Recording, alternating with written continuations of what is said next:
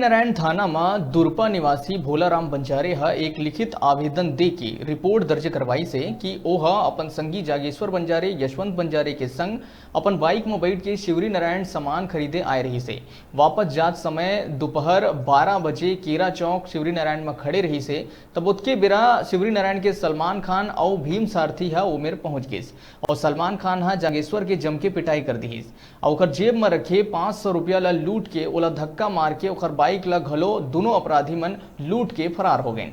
प्रार्थी मन के रिपोर्ट में शिवरीनारायण पुलिस आरोपी मन ला तुरते धर दबोचिस।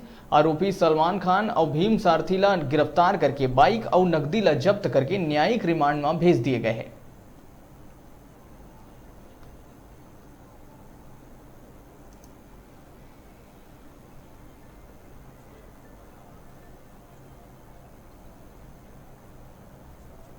अपने गांव दुरपा से अपने साथी के साथ मोटरसाइकिल में सामान खरीदने के लिए आए थे।